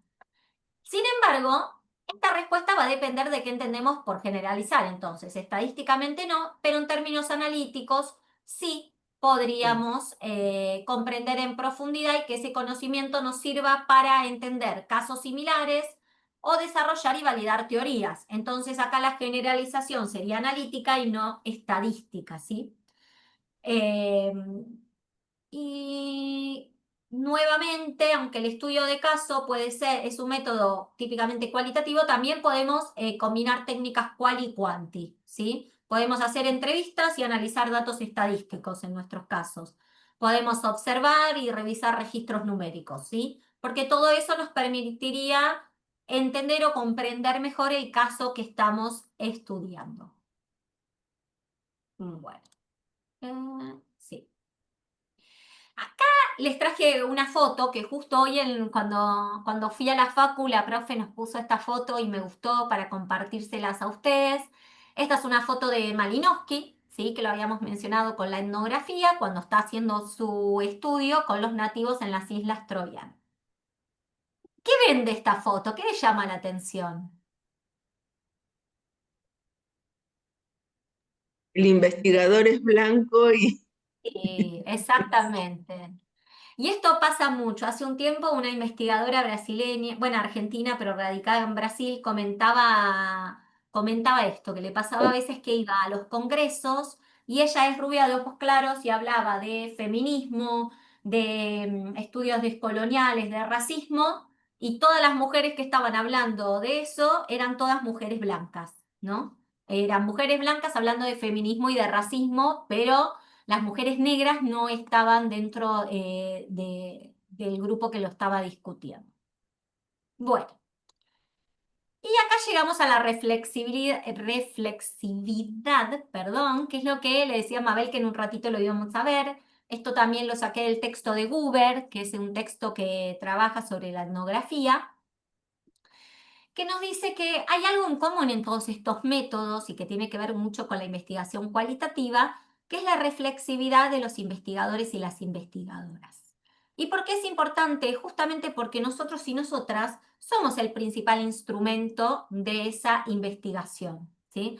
No es que aplicamos un cuestionario estandarizado que cualquier persona, yo le digo, tenés que hacerle de la 1 a la 5 en el mismo orden, de la misma manera y lo puede aplicar, sino que hay algo que tiene que ver con nuestra propia identidad, nuestra propia subjetividad, nuestro cuerpo, ¿sí? Que hace que quienes observamos, entrevistamos, interpretamos, analizamos, lo hacemos siempre desde quienes somos, ¿sí? Ahora cuando veamos más adelante cómo son las técnicas quali y los instrumentos de recolección, esto va a quedar bien en claro. Entonces, si en la etnografía estamos 3 meses conviviendo con una comunidad, si en la teoría fundamentada construimos categorías a partir de los datos o en un estudio de caso analizamos en profundidad un fenómeno particular, ¿cómo podemos ignorar que nuestra propia mirada, nuestros prejuicios, nuestros propios sesgos, los estereotipos que todos y todas somos portadores y portadoras, nuestra posición social, nuestros marcos teóricos, nuestras perspectivas, esta biblioteca con la que venimos, siempre están mediando el proceso? Bueno, no podemos ignorarlo y tampoco tenemos que ignorarlo porque sería una mala práctica en nuestro proceso de investigación. La reflexividad es una condición de posibilidad para poder producir conocimiento riguroso y ético en la investigación cualitativa, ¿sí? E implica la conciencia del investigador o la investigadora justamente sobre su propia persona y sus condicionamientos. Entonces, en este sentido, no es que solo ética, sino también epistemológica, ¿no? Sabemos que eso afecta la interpretación de los datos que estamos realizando. Por un lado, nuestros condicionamientos sociales y políticos, nuestra edad, nuestro género, nuestra etnia, clase social, nuestra afiliación política, todo lo que nos constituye como sujetos sociales, nuestra posición en el campo científico o académico, dónde nos ubicamos institucionalmente, con quiénes dialogamos, con quiénes no, qué tradiciones teóricas y metodológicas nos atraviesan. ¿Qué quiere decir esto? Que no investigamos desde un vacío, investigamos desde el lugar social, cultural e histórico concreto en el cual estamos situados y situadas, ¿sí? Y un tercer aspecto que tenemos que tener en cuenta es nuestro epistemocentrismo, ¿sí? Nuestra mirada teórica particular desde la cual observamos y analizamos la realidad, ¿sí? traemos con nosotros y nosotras determinada formación, ciertas lecturas y ciertos modos de mirar la realidad y no otro. Entonces la reflexividad es inherente al trabajo de campo en lo cualitativo, es un proceso de interacción, diferenciación y reciprocidad entre la reflexividad del sujeto cognoscente, que incluye nuestro sentido común, nuestras teorías, nuestros modelos explicativos de la realidad, y también la reflexividad de los actores o sujetos u objetos de investigación, que también son sujetos que están situados en estos contextos. Entonces, no podemos eliminar nuestra subjetividad, tampoco sería deseable hacerlo, sino que tenemos que hacerla consciente, explícita y productiva para poder generar un conocimiento más riguroso, más profundo y éticamente responsable. ¿Sí? Bueno, las decisiones de muestreo. Ay, ¿dónde me fui? Okay. Acá, vamos a ir a las técnicas. Me quedó desordenada una. Bien. Bueno, cuando dijimos los métodos, ¿se acuerdan que habíamos acá? Recién vimos qué métodos podríamos tomar: la etnografía, la comparación constante, estudios de caso, el método biográfico, etcétera. Cómo producimos la información es a partir de las técnicas de recolección. Y vamos a ir a las técnicas. Ahí está. Las entrevistas en profundidad son una forma es una técnica conversacional entre dos personas, entrevistadora, entrevistado o entrevistada, aunque puede haber más de un entrevistador o entrevistadora, no es lo más aconsejable, o podría ser una entrevista grupal, que ahora en un ratito voy a explicar lo que es. Ahora quedémonos en una entrevista mano a mano, ¿sí? La entrevista es dirigida y registrada por quien investiga, ¿sí? Para poder producir un discurso conversacional continuo y con cierta línea argumental por parte de la persona a quien estamos entrevistando sobre el tema que nos interesa, ¿sí? Es una técnica donde vamos a estar solicitando información para poder construir estos datos sobre el problema. Presupone entonces la existencia de al menos dos personas y es un proceso donde siempre se va a poner en juego una relación social, ¿sí? Hay diferentes tipos de entrevistas. Las entrevistas pueden ser presencial, cara a cara, pueden ser telefónicas o pueden ser virtual. En el caso de la entrevista virtual es muy importante tener en cuenta que la persona a quien estamos entrevistando, así como nosotros y nosotras mismas, tenemos que tener abierta la cámara, porque es importante poder reponer los gestos que realiza la persona, la cara, cómo se pone, cómo observa, qué pasa cuando hay silencios, toda esa riqueza que cuando estoy en un mano a mano la puedo ir anotando, la puedo ir registrando, y que si yo te estoy haciendo una entrevista y no veo a la otra persona, es imposible poder tener en cuenta, ¿sí? Y también vamos a tener diferentes tipos según sean estructuradas, semiestructuradas o no estructuradas. Cuando es estructurada ya nos estamos yendo más para el lado de la encuesta y el cuestionario. Cuando hablamos de semiestructurada es que vamos a estar trabajando con lo que se conoce con un guión de entrevista. La técnica va a ser la entrevista en profundidad, ¿sí? Voy a hacer entrevistas en profundidad semiestructuradas y el instrumento va a ser el guión de entrevista. A ver.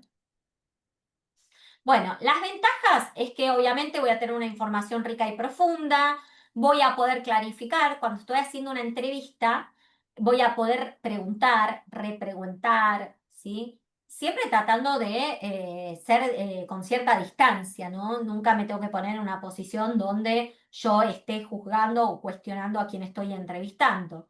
Y voy a tener observaciones voy a tener información que de otra forma no podría tener, ¿no? Que observando una situación no podría saber qué está pensando la persona. Hay un mayor grado de intimidad y como desventaja el tiempo que lleva a hacer la técnica, la menor capacidad para poder generalizar los datos y las dificultades también que nos representa en términos de recursos y que no vamos a hacerlas en el entorno natural, sino que van a ser en una situación de entrevista, ¿sí? Yo no puedo hacerle una entrevista a una docente mientras está dando clase. Puedo observar para ver cómo da clase, pero para entrevistarla tengo que pautar una situación de entrevista. Se ve un poco borroso, no sé si llegan. Yo acá les comparto, yo en mi trabajo de investigación hago entrevistas en profundidad semiestructuradas y estos son los dos primeros ejes de lo que les decía que es mi guía, ¿sí? Que si bien tengo ejes o dimensiones que yo quiero indagar, que están relacionadas a los objetivos de mi investigación, y algunas pautas sobre las cuales quiero profundizar. Ven que a diferencia de una encuesta yo no tengo preguntas. Tengo algunas preguntas escritas, disparadoras, o que me interesan hacerle a todos y a todas las entrevistadas de la misma manera, pero no es que a todas las personas les hago de la misma manera las mismas preguntas en el mismo orden. De hecho, yo puedo estar haciendo una entrevista, empezar por el eje 1, hacerle una pregunta y que la persona se me vaya hacia el eje 5. Y en ese caso yo no corto la entrevista y le digo, no, espera porque todavía no llegamos a ese eje, seguimos el orden. Sino que tengo que conocer muy bien mi guía, ¿sí?, de entrevista para poder tener esta cintura de dejar que responda lo que me sirve del eje 5 y después ir yendo y viniendo.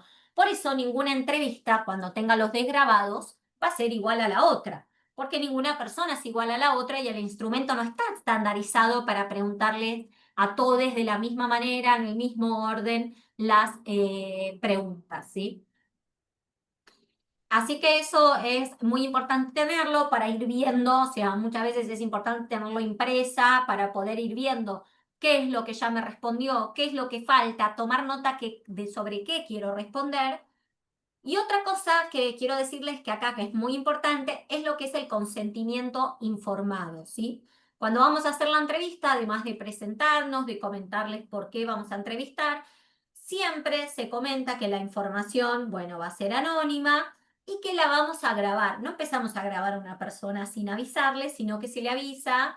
Incluso cuando les contactamos ya le podemos anticipar que la entrevista para los fines académicos o científicos va a ser grabada para poder ser procesada, pero que se garantiza el anonimato. Bueno, cada quien ahí establecerá las pautas que quieren y se aclara antes de empezar a grabar y se aclara también cuando dejamos de grabar y le decimos, bueno, corto la grabación y muchas veces ahí, cuando hacemos el cierre, antes de terminar podemos decirle, hay algo que te gustaría aclarar, que te quedó en el tintero, algo que no te pregunté y te gustaría compartir.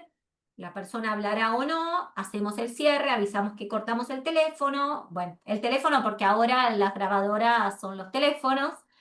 Y podemos volver a habilitar un espacio para que la persona ya hable como off the record, teniendo en cuenta que lo que me dijo y no está grabado, quizá no lo pueda usar tal cual, ¿no? Bueno, otra de las técnicas conversacionales son los grupos focales, que esto es bastante conocido a veces en investigación de mercado, marketing, para ver un producto, también en política se pueden usar, que a diferencia de las entrevistas, en los grupos focales vamos a tener en general entre 8 y 12 personas aproximado, mínimo de 5 para garantizar la interacción y un máximo de 12 para que después no se me conformen subgrupos y se me termine desarmando el grupo. En este caso vamos a explorar las percepciones, las actitudes, las experiencias y los discursos compartidos en esa dinámica grupal. Lo que me interesa es la interacción que se va dando entre las personas, ¿sí? La información de un grupo no es un dato individual, tampoco generalizable o cuantificable, es una expresión grupal de las opiniones y me interesa ver cómo se negocian esos significados, esos sentidos, cómo se reformulan, cómo una persona puede cambiar de posición o no al escuchar a otra persona. La sesión suele durar entre 1 hora y media, 2 horas. Y acá, a diferencia de la entrevista, donde es investigador, investigadora y persona entrevistada, es mucho más difícil garantizarle la confidencialidad porque hay otras personas que están participando del grupo focal, ¿no? Y la situación también acá es construida artificialmente, ¿no? En un determinado escenario que me va a permitir poder ver y que se ponga en juego la discusión global, ¿no? Estas actitudes, estas emociones y las múltiples perspectivas que van emergiendo de la interacción. Es una perspectiva no estándar, me interesa el intercambio y la riqueza está justamente en la interacción y la reformulación de los significados de las personas. Mientras cuando hacemos una entrevista, estamos en un rol de entrevistadoras, donde tenemos que ir controlando un poco la situación para que la persona, darle el espacio para que hable, pero también que se mantenga dentro de los intereses que yo tengo para mi investigación y no me termine hablando de cualquier otro tema, o para motivar y que la persona hable. En este caso, quien coordina el focus group asume otro rol, ¿no? Y en vez de tener una guía de entrevista, vamos a tener lo que se conoce como una guía de pautas del grupo focal, donde, como ven, voy a tener dimensiones, algunas preguntas o frases disparadoras, porque lo que me interesa es que discutan, es que me cuenten a ver cómo lo vivieron. Entonces puedo tener imágenes para disparar la discusión. Bueno, si fuera de un producto, podría poner los vasitos para que tomen y digan las opiniones de lo que tomaron. ¿Estoy en la PPT? Sí. Etcétera. ¿Ven la diferencia? Que es bastante diferente a como yo tenía el otro, donde tenía pautas de profundización, y acá tengo como algunas frases o preguntas para disparar la comunicación, y lo que yo tengo que hacer es controlar que no se me armen subgrupos, que todas las voces sean escuchadas, que una sola persona o dos no monopolicen la palabra, porque si no, no voy a poder captar la riqueza. Y acá, si bien es una técnica conversacional, yo antes les había dicho que íbamos a pensar en la entrevista mano a mano, pero también hay entrevistas grupales. La diferencia es que en la entrevista grupal es cada una de las personas que está en la entrevista grupal con la entrevistadora, pero yo no quiero captar la interacción entre las personas que están entrevistadas, sino que les pregunto y me interesa lo que me va respondiendo cada uno y cada una, a diferencia del grupo focal, donde sí me interesa esa construcción, esa interacción, esos sentidos que surgen de la interacción y la reformulación también, ¿sí? Y otra de las técnicas que tenemos para producir datos es la observación, que ya un poquito la estuvimos mencionando cuando hablamos de la etnografía. Es una técnica que supone la observación sistemática y planificada de la situación. Sí va a ser en contextos naturales, vamos a registrar eventos, conversaciones, interacciones, y nos permite obtener los datos para comprender los fenómenos sociales en este contexto natural. No sé, podemos ir a observar, en mi caso, por ejemplo, yo observo eventos de videojuegos, ¿no? Para ver quiénes asisten, qué juegos juegan, qué sucede, no sé, en las entregas de premiaciones, etcétera. Y se distingue de la observación común porque está orientada a un objetivo de investigación, está planificada, no es que caigo en un lugar y digo, a ver, me voy a poner a observar a ver qué pasa, sino que también antes tenía la técnica de la entrevista, la guía de entrevista, el grupo focal, la guía de pautas del grupo focal. En este caso voy a tener una guía de observación.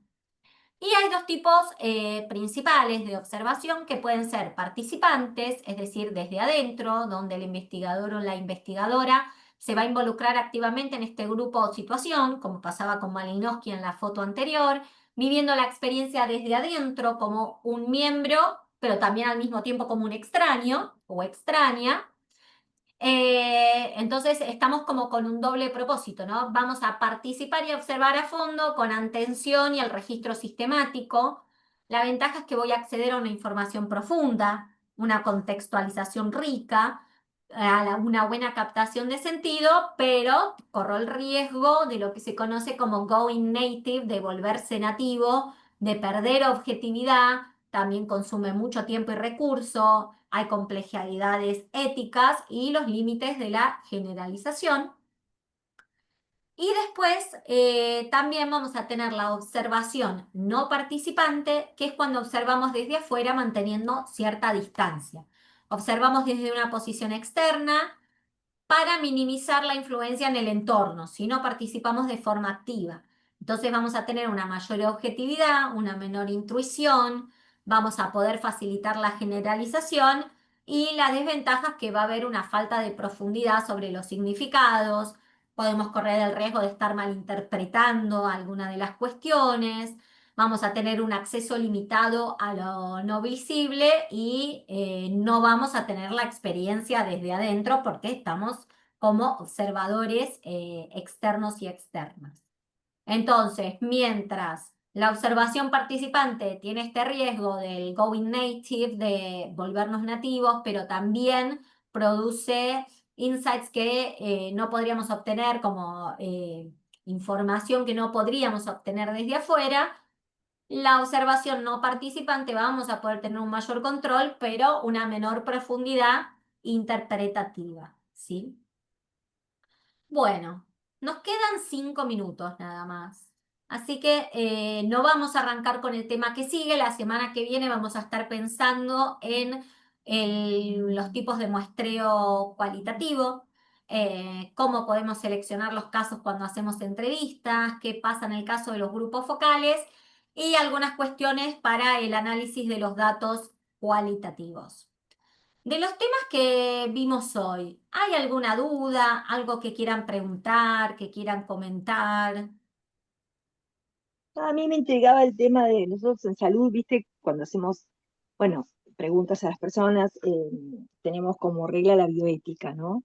Que Sí. es el regulador, digamos, de esta cuestión. Y pensaba, ¿no? ¿Cómo será en otras áreas que no específicas de salud, distintas, digo? ¿No? ¿Quién regula eso? ¿Con qué parámetro? A través de la ley. Habeas data, vos lo mencionaste cuando dijiste consentimiento informado, y el tema de los datos Sí. personales, bueno, pero ¿cuáles son los parámetros? Bueno, creo que a veces queda mucho con la responsabilidad de quién investiga y no investiga y de cómo lo haces. Sí, Mm, en otras disciplinas quizá la cuestión ética está mucho más establecida, pero una buena práctica de investigación hace de que yo no puedo estar entrevistando con fines de investigación a una persona sin que la persona lo sepa. O no puedo, imagínate que yo te digo, Graciela, vamos a tener una charla y en realidad vos te conectás pensando que vas a tener una clase de apoyo y en realidad yo empiezo a hacerte una entrevista y te grabo. Eso sería una claro, mala práctica de investigación porque estaría afectando cuestiones éticas.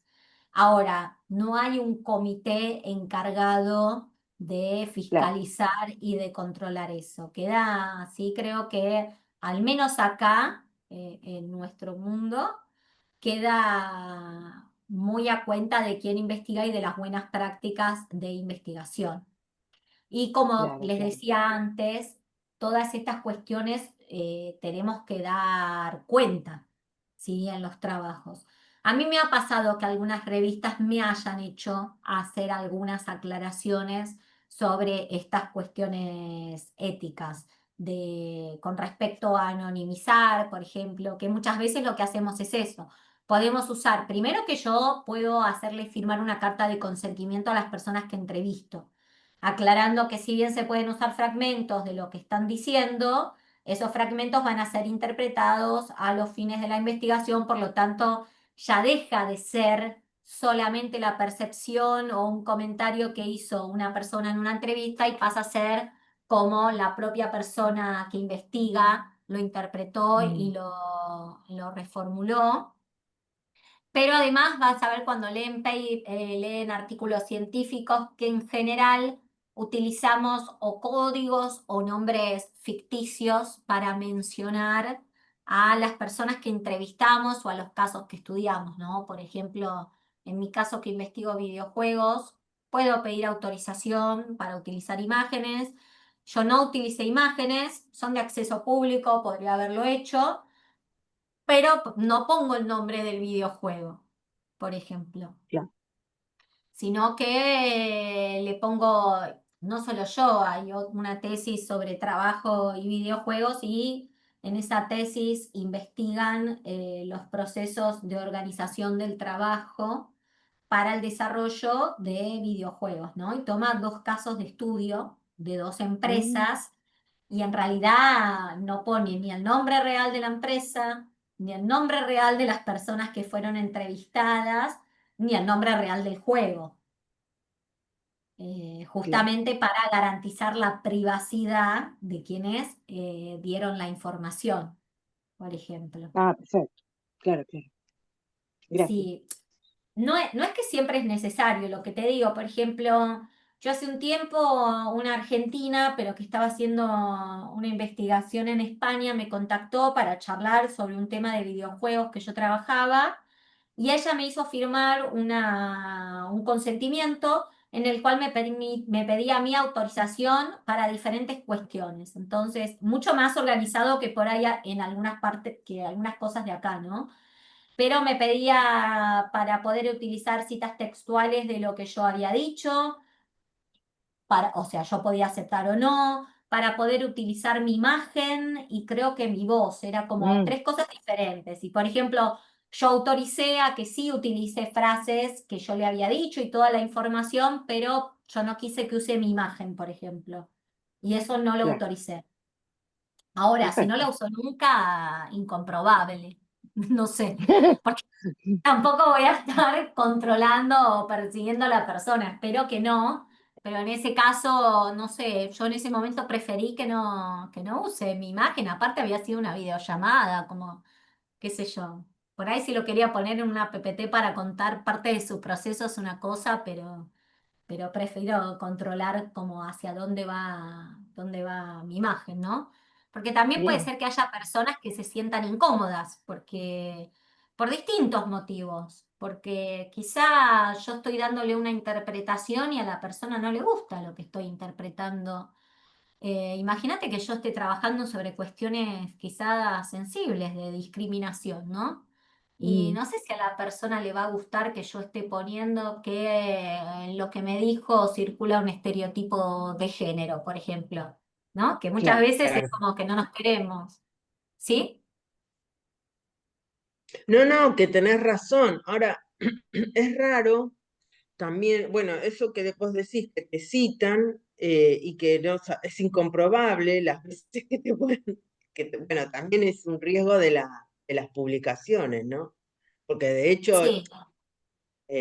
se han comprobado casos de plagio muy, Uf, muy Bueno, notorios, y ahora, muy claro, sí. y la verdad es que es un tema, pero bueno, cuando te piden ese tipo de autorizaciones, por lo menos te da la sensación de que no lo van a hacer con mala intención. Y sí, sí, que van a seguir los protocolos y de lo Claro, que sería investigar correctamente en esto. Por ejemplo, yo en el equipo de investigación donde estoy estamos con un proyecto sobre los usos y percepciones de la inteligencia artificial generativa en la Universidad de Buenos Aires. Entrevistamos docentes y hacemos grupos focales con estudiantes. Imagínense que nosotros no podemos poner el nombre, no pueden aparecer claro, referencias Mm, a docentes identificables brindándonos cómo viven estas cuestiones, hablando de sus opiniones sobre la universidad, todo eso tiene que estar anonimizado. En ese caso muchas veces trabajamos como, no sé, JTP Mujer, Facultades claro, Sociales, y esa es claro. la referencia. Pero no que aparezca el nombre de la persona que dio esa información, porque es muy sensible, es información sensible. Por ahí Y en la por encuesta ejemplo, eso, sí, decime. no, no, termina, termina. No, iba a decir que en la encuesta por ahí eso es como que uno pone los datos y después al estar como el número en una estadística, por ahí no es tan riesgoso como lo que pasa con lo cual y de que yo puedo poner Romina dijo tal cosa Claro, o mi frase que abajo diga Romina Gala tal cosa y uno lo lee y dice no, me quiero morir porque aparte a veces uno habla re mal y pronto o esto, ¿viste? Esta selección que hace el investigador o investigadora y que quizá uno cuando se ve ahí dice, ay, no me gusta donde me vi reflejado o algo, entonces tiene que estar, para mí tiene que estar anonimizado. claro. Así, No, te así. iba a preguntar en relación al ejemplo que diste, que a veces cuando uno hace la entrevista, el, el entrevistado se adelanta quizás a un tema que vos lo tenés más adelante para preguntarle. Si Sí. vos evaluás que la respuesta está dada, ¿le tenés que volver a hacer la pregunta o sí? Sí, sí, Ah, repreguntas. Por ah, eso digo bien, que para mí cuando va, primero que la persona que hace la entrevista, porque a veces trabajamos en equipos, ¿no? Entonces somos varias claro, personas. entrevistando y quizá no es uno o una quien hizo la guía de entrevista. Siempre la tenés que conocer de pe a pa, al igual que el proyecto de investigación que estás haciendo y los objetivos. Y yo quizá, porque bueno, ya soy más grande y no soy más acostumbrada a tomar nota, pero para mí es fundamental ir para ir marcando esto ya lo respondió, esto no lo respondió, de acá dijo esto, me quedó en el tintero, y ahí siempre hay formas de preguntar, porque a mí lo que me interesa no es tirarle mi opinión ni ponerme a hablar a mí como entrevistadora, sino lo que le parece a la persona. Yo no le puedo decir, pero Sí, ¿no te ni parece que tampoco está mal lo que conducir me la dijiste? respuesta, ¿no? Porque a veces uno Exacto. puede, con un A veces sin comentario o quererlo algo, puede hacerlo, claro, sí. Y hay que estar muy atentos, entonces vos le puedes decir, hace un ratito, yo me anoto todo, entonces después le digo, hace un ratito me dijiste que no te gustaba el color negro. ¿Puedes profundizar en por qué motivos no te gusta el color negro o por qué bien, preferís otro color o algo así? claro, Pero siempre evitando que las preguntas adquieran un tono, como vos decís, que pueda inducir a la pregunta. O sea, nunca sería, no te gusta el color negro, ¿no? Medio opaco, es medio feo, ¿no? Porque claro, sí, sí, sí. que a Hasta veces los que argumentos le estás dando, sí, sí, es cierto, sí. es Sí, sí, verdad, por eso hay que, digo, la entrevista es un diálogo y todo, pero una está ejerciendo el rol de entrevistador o entrevistadora y tiene que ser consciente de eso a lo largo de toda la entrevista. Y claro, también tener consideraciones de dónde vamos a hacer la entrevista, justamente para que el lugar sea cómodo para poder grabarla. Tiene que ser un lugar íntimo. Yo no puedo estar teniendo en el medio de un parque un domingo una entrevista o un sábado a la noche en un bar. claro. Es muy complicado, tiene que ser un lugar. Me acuerdo cosas que me han pasado en la cafetera de los bares, que a veces no te queda otra que decir, bueno, es en un bar. Ahora para mí con lo virtual, la verdad es que mis últimas experiencias es que todo el mundo prefiere la entrevista virtual porque te ahorra tiempo, ya estás en tu casa, no tenés que trasladarte. Yo en mi investigación hice todas virtuales porque las personas que entrevisté así me lo pidieron, que sean virtuales. Pero a veces no queda otra y tampoco le puedes decir vení a mi casa. Si no tenés un lugar de trabajo en que puedas citar a la persona, era muy frecuente ir a un bar.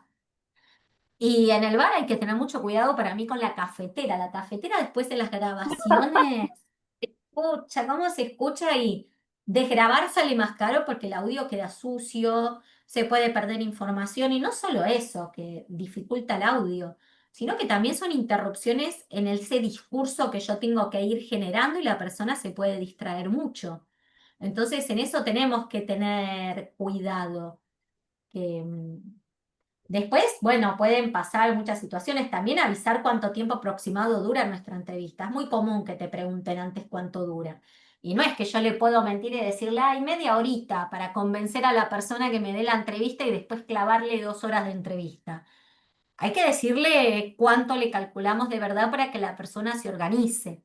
Y después te puede pasar que igual la persona se organizó y tuvo un imprevisto y o tiene que suspender o te dice al final tengo 1 hora y vos decís, ay, pero dura 1 hora y media, tengo que acortar y bueno, ahí tendrá que estar tu expertise, tu conocimiento del proyecto, porque no le vas a decir así no me sirve y me voy ofendida. Haces la entrevista igual y tendrás que ir priorizando los ejes que puedan serte más útiles para tu trabajo de investigación. En el Focus lo mismo, si yo voy a presentar un insumo y quiero ver qué imagen, no sé, imagínate, en un momento por cuestiones de pandemia les poníamos memes sobre lo que era estudiar en pandemia. Y yo no les puedo preguntar, ¿no les pasaba esto que ustedes estaban en el medio de una clase y No, o sea, estoy preguntándole a ellos qué les pasaba, no contándole a ellos y a ellas lo que les podía pasar, ¿no? Hay que prestar mucha atención en eso porque podemos perder entrevistas y que sean malas después y que no nos sirvan.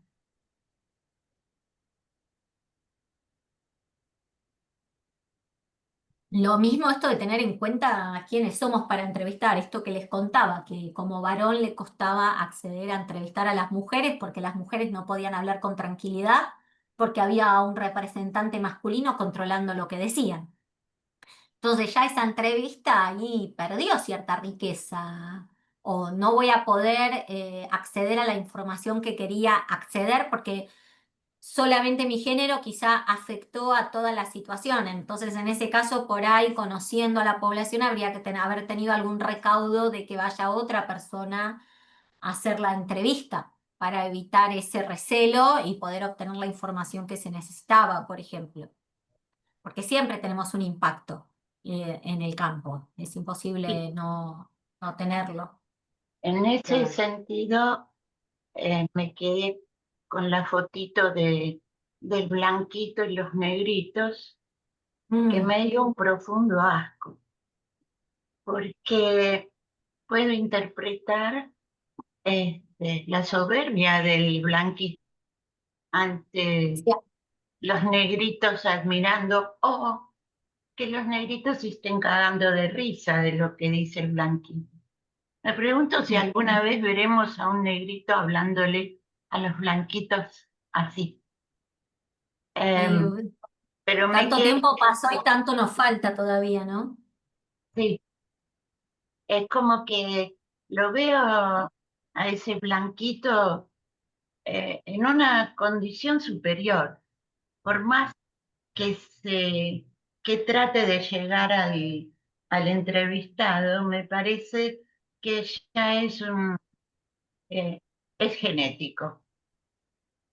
Sí, y también no perder el foco. Yo hace muchos años en un viaje en Ecuador estaba en Puerto Misaguallí, que es un pueblo, una ciudad, la verdad no recuerdo bien cuál es, cómo está categorizada en la selva, y nos contaban que hacía un tiempo había ido una antropóloga europea que había estado viviendo con una de las comunidades y que después de tanto tiempo había terminado estableciendo una relación de amistad y que cuando fue su cumpleaños decidió festejarlo con la comunidad. Bueno, no terminó bien la situación, porque ella perdió un poco su rol como investigadora, se dejó llevar, hubo un problema donde la violaron, eso nos contaban los del pueblo, porque se había armado un revuelo muy grande, pero claro, ella se había sentido violada. En realidad, cuando le fueron a consultar a los varones de la comunidad qué había pasado, para ellos no había pasado nada Claro, porque era claro, parte de lo que era cotidiano o normal para ellos en la forma de comportarse con la mujer. De hecho, me llamó ahí mucho la atención que los del pueblo nos contaban que ellos le decían, pero ella no estaba llorando, y que ellos le decían, sí, pero ¿qué tiene que ver que esté llorando? Como que estábamos hablando personas que no compartíamos los mismos códigos, las mismas formas de ver el mundo, de comprender las situaciones.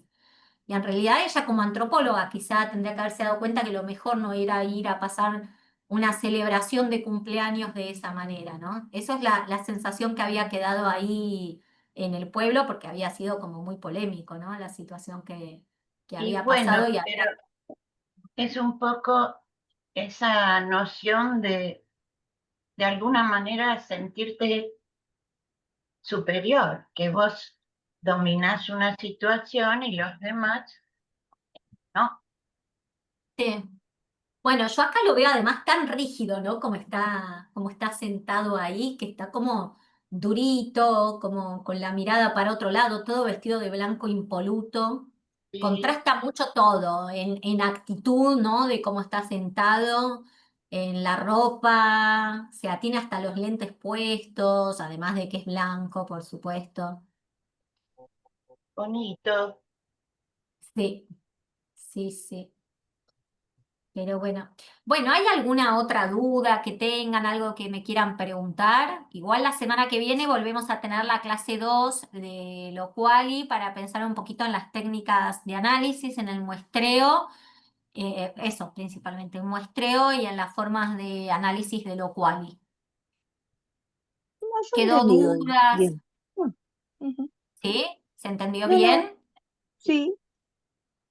Sí, sí, habrá que repasarla, como decía Graciela antes, tomarse un tiempo para mirar todo. Sí, yo también la clase pasada no pude estar, tengo Sí, pendiente esa clase. Va, en realidad estuve y me tuve que retirar antes porque también tenía una reunión de trabajo, pero sí, sí, son cosas para después rever de forma tranquila. Sí, sí, sí, sí, pero estuvo sí, claro. Bueno, me alegro entonces que haya Muy buena estado, tu clase. bueno, me alegro que haya sido claro, que les sirva y bueno, a medida que se vayan poniendo al día con las clases y van surgiendo dudas, nos pueden escribir por el campus para que lo vayamos resolviendo o mismo, bueno, en la clase que viene. Ahora fuimos, bueno, poquitas y todo, pero seguramente la que viene retomo un poquito para que todo esto que lo vimos lo empecemos a pensar con un ejemplo, que les iba a contar un poquito de mi investigación para que lo vayamos pensando a partir de esto y de cómo fui armando la muestra, cómo elegí los casos, a quiénes entrevisté, por qué y esas cositas. Bárbaro, Perfecto. gracias. Bueno, gracias. Bueno, muchas gracias Bueno, y me alegro que haya sido claro y cualquier cosa estamos conectadas y conectados ahí en el campus para poder ir resolviendo dudas. ¿Sí? Nos vemos Excelente. Excelente, entonces Romina. Muy bueno el estuvo. jueves que viene. dale. Bueno, hasta el Perfecto. jueves. Que Muchas terminen gracias. bien la semana. Chau, Votemos Voten chau. Gracias. bien. bien, voten Sí, bien. también, por favor. Bien. Fundamental. Por favor. Sí. Sí.